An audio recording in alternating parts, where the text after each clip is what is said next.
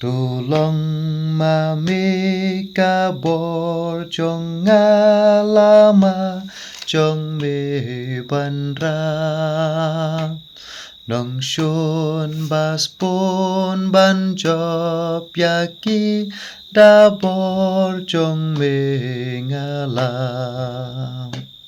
Tolong bat ngaji su jam nut, tolong bat nga atrai, halakas ngiya mengan it, junam rungan yair wai.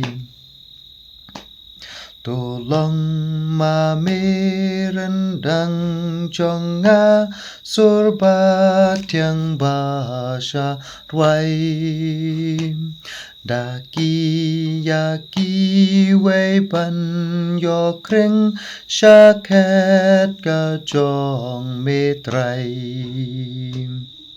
Tolong bat ngaji su jam nut, tolong bat nga atrai, halakas ngiya mengan it, junam rungan yair wai. Tolong mami met bat men simon ka jong mengan le. Hapor bajing long baro trai bat nga tu yai shong nim. Tolong bat ngaji su jam nut, tolong bat nga atrai, halakas ngiya mengan it, junam rungan yair wai.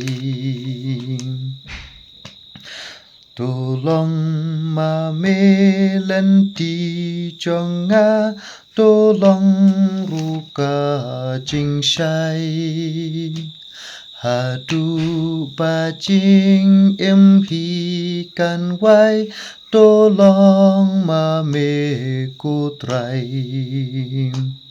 Tolong bat ngaji su jam nut, tolong bat nga atrai, halakas ngiya mengan it, junam rungan yair wai.